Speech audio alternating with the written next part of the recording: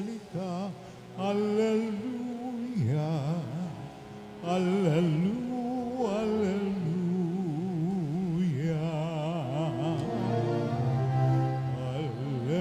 Hallelujah, hallelujah. Wikay mo po, nakikinig ako sa iyong mga salita. Hallelujah, hallelujah, hallelujah.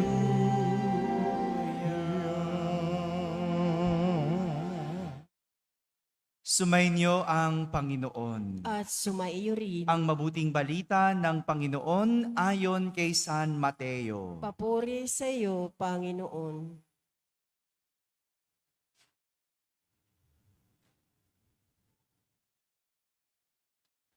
Noong panahong iyon, isa na namang talinhaga ang inilahad ni Jesus sa mga tao.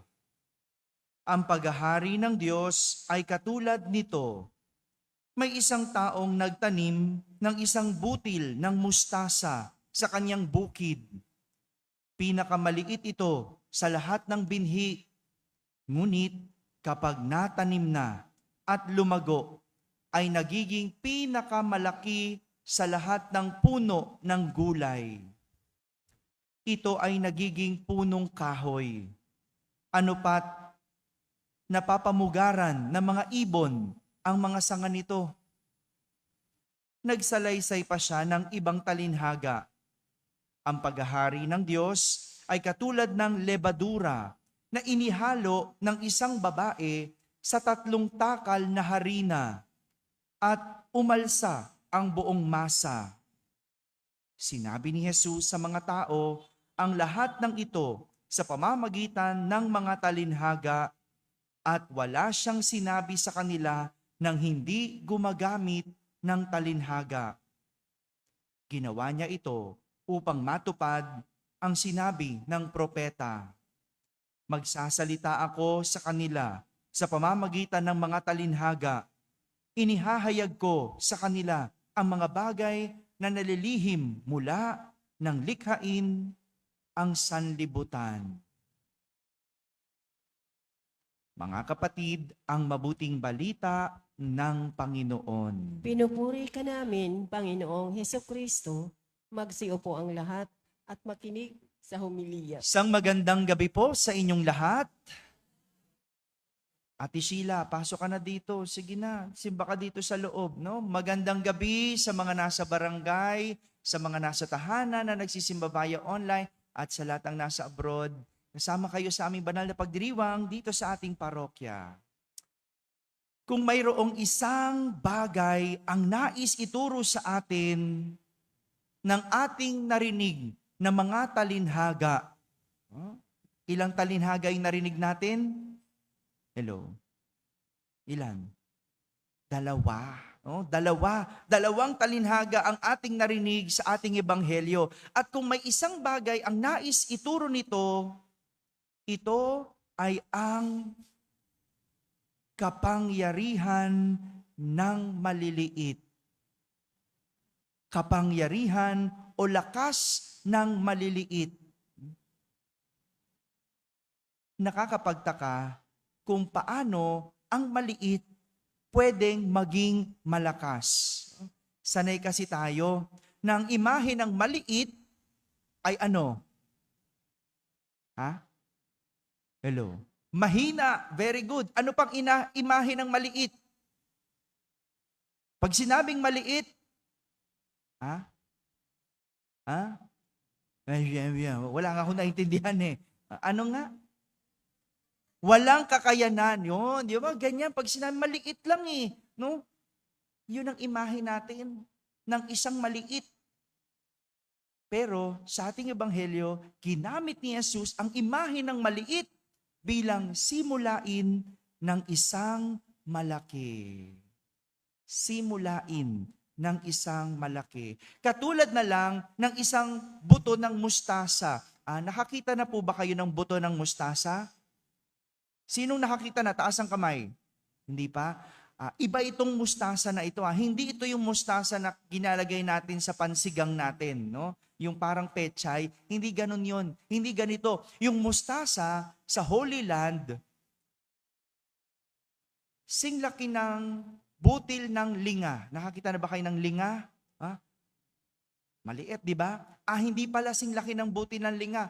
Kalahati lang nun. Ang liit na ng butil ng linga, putulin mo pa sa gitna, ganun lang kaliit ang buto ng mustasa. Pero, sabi ni Jesus, kapag naitanim, nagiging singlaki ng isang punong kahoy. Gaano kalaki? Puno ng mangga. Nagulat ako nung nandun ako sa Holy Land, nakita ko, sabi sa akin, Father, yan po yung mustard. At nagulat ako, pinakita sa akin ang singlaki ng mustard seed. Ang liit. Pero pwedeng maging singlaki ng puno ng mangga. At gayon ang pinakita ni Jesus sa unang talinhaga. Ang isang butil ng mustasa pwedeng lumaki, maging pinakamalaking punong kahoy. At sabi ni Jesus sa ikalawang talinhaga, para din daw itong babae na naglagay ng lebadura sa 3 takal na harina. No? Alam nyo ba yung lebadura? Hello. O yung yeast, yung pampaalsa, di ba? Kaunti lang ang nilalagay dyan, di ba? Halos gakurot lang, no? Mas marami ang harina. Hindi pwedeng marami ang lebadura. Hindi pwede. No? Kaunti lang, pero yung kaunti na yon pwedeng paalsahin. Pwedeng palakihin ang masa. Ganyan daw ang kaharian ng Diyos. Nagsisimula sa maliit, pero lumalaki. At paglaki, nagiging matatag. Ito ang lakas ng maliit dahil sa pagbabago at paglago, nagiging matatag ito. Katulad na lang ng isang tao na nagsimula sa maliit at sa kanyang pagtanda, hindi lang siya lumalaki, kundi nagiging matatag sa buhay. Dahil sa mga nararanasan. No? Di ba? Nung dati, nung bata ka pa, marami kang hindi kayang gawin. Pero habang lumalaki ka na, di ba? Nakakaya mo na. Totoo ba yon? O mas habang lumalaki, nagiging batugan? Hindi. Dapat hindi. No? Ganun eh. No? Katulad ni sa pag-aaral. O di ba? Sa pag-aaral, nagsisimula sa mababang paaralan. Di ba? Elementarya. O baka nga iba, daycare muna. Hanggang sa pataas ng pataas ang baitang. Hanggang umabot ito sa kolehiyo at katapusan. Di ba? Ganun eh. Hindi pwedeng magsimula ka agad ng grade 5. Hindi pwede.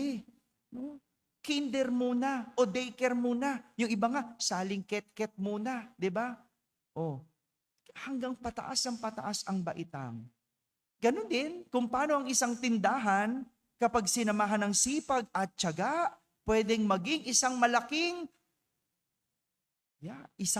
mall. At nangyari yon, di ba? Kwento ng pinakamayamang pamilya, di ba? Isa sa pinakamayaman, di ba? Yung tindahan niya ng maliit na sapatusan lang dyan sa abenida, ngayon, mall na, SM na. Di ba? Ganon din sa pananampalataya. Lumalalim ito dahil nagsisimula sa mababaw. Nagsisimula sa simpleng pagsimba-simba. Minsan nga, hindi mo pa naiintindihan yung homily ng pare, pero dahil araw-araw ka nagsisimba, dahil araw-araw ka nagdadasal, lumalalim ang ating pananampalataya. Yan ang lakas ng maliit, pwedeng lumaki at tumatag. Alam niyo po, naalala ko yung kwento nung bata pa kami, magkakapatid, tuwing Sabado, hindi ko alam, nakwento ko na ito kami ay pinagtatrabaho sa aming shop. No? Meron kaming patahian. No? May-ari kami ng isang negosyo na nagtatahi ng damit na dinideliver sa mall. At bilang bata, parte ng aming routine na tuwing Sabado ng umaga, kailangan naming tumulong sa shop. Nung una, hindi ko naman minamasama iyon, no? Dahil parte yun, kinalakihan ko yun. Ginagawa namin, magtitrim kami ng damit, no? Alam niyo ba yung nagtitrim? Yung sobrang sinulid ng damit, gugupitin, no? Kailangan malinis ang damit, walang mga sobrang sinulid, no? Lilinisin namin, tatanggalin namin yung mga sinulid na sobra, no? Kasi pag nanahi, yung mga pananahi, ginugupit lang basta doon, hindi sinasagad sa dulo. So, ang bayad sa amin ng magulang namin, 50 centimos. Bawat isang polo o isang damit na aming ititrim. Biruin nyo yun, 50 centimos. Minsan, meron akong kalaro na nagpakita ng laruan sa akin. No? Ano yung laruan? Hindi ko alam kung natatandaan nyo pa ito. Yung magic spring, alam nyo ba yun? No? Kaedad ba kita? Yun ba yung ginaganong-ganon? Iba-ibang kulay, no? Magic spring, no? At sabi ng kalaro ko, magpabili ka sa magulang mo, magpabili ka sa mama mo, magpabili ka sa papa mo nito, ang ganda, no? Ako naman naaakit kasi ang colorful, naamamangha ako, no? Di ba, gumaganon-ganon, no? At tinanong ko kung magkano. Sabi niya, 80 pesos sa Green Hills. No? Kasi yung eskwelahan namin, malapit sa Green Hills. 80 pesos. No? Kaya nung nagpabili ako sa magulang ko, sabi ng papa ko, magtrabaho sa shop. Ganun naman ang routine. Tuwing may bibilin, may papabili, may gusto, sasabihin, magtrabaho sa shop. Binuin mo, 80 pesos. Ilang damit yun para mabuno ko ang 80 pesos? Hello? Sino mabilis sa math? Yun, ang bilis si Ate Sheila. 160 na damit ang kailangan kong itrim para lang mabili yung magic spring na halagang 80 pesos. Alam nyo, pakiramdam ko noon, no? Ang liit-liit ko. Pakiramdam ko noon, ang hirap-hirap namin. 80 pesos, hindi ako mabilhan, kailangan ko pang magtrabaho. Mga klase ko, ang yayaman kasi. No, minsan nga nasisisi ko pa yung magulang ko, ba't ba kami pinag-aral dito? No, ang yayaman ng kaklase ko, pero kami kailangan magtrabaho. Kailangan mag-trim. Kailangan nasa shop. Pakiramdam ko, ang liit-liit ko. Ang hirap-hirap namin. Pero alam nyo, ngayong tumanda na ako, doon ko nakita yung aral noong pagsisimula sa maliit. Doon ko nakita at doon ako natuto ng kahalagahan sa pera, kahalagahan ng sipag, kahalagahan ng trabaho, tiyaga, pagtitiis. Siguro, kung hindi ko nasimulan sa maliit na pagtitrim, sa maliit na pagtatrabaho sa aming shop, siguro hindi ako ganun. Hindi ako ganun pagdating sa pera. Hindi ako ganun pagdating sa trabaho. Hindi ako ganun pagdating sa buhay. Masikap.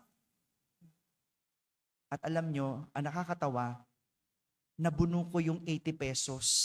Kakatrim ko, no? Talagang ginustong gusto ko. Kakatrim ko, nabuno ko yung 80 pesos. At nung bibilhin ko na yung magic spring sa Green Hills, napaatras ako. Nung hahawakan ko na, nang hinayang ako sa 80 pesos. No? Naalala ko, grabe, ilang weekend ko binuno yun. Tapos bibiling ko lang ng isang ganon. Napaatras ako. Hindi ko binili yung magic spring. No? Sabi nung mananahi namin, no? Yung mananahi namin, sabi niya, Danichi, meron yan sa palengke, 35 pesos lang. At yun ang binili ko. 35 pesos. Imagine mo yon. Magkano natira sa akin? Ate Sheila? Meron akong 45 pesos. Di mo, mas mabilis si Macho sa'yo pagdating sa sukuli, di ba? May 45 pesos ako. Imagine mo yon. Pero doon ko nakita, no? Kaya kung ikaw ay mahirap ngayon, okay lang yan. Magsimula sa maliit. Kung ikaw ay working student ngayon, okay lang yan. Magtiyaga sa maliit. Kung ikaw ay newly graduate, ang sweldo ay minimum, okay lang yan. Na magsimula sa maliit. Papasaan pat Pag sinamahan ng tiyaga, pag sinamahan ng sipag, ang maliit pwedeng maging malaki. Hindi mo alam kung saan ka pwedeng dalhin ng simple, maliit at munting bagay. Mga kapatid, hindi natin maitatanggi na may lakas sa pagiging maliit. Itong nais pakita ni Jesus na hindi natin dapat isinasantabi. Hindi dapat ikinakatakot at hindi dapat iniiwasan sa ating buhay. Dahil sa maliit, napapatatag ang isang malaki. Amen? Amen.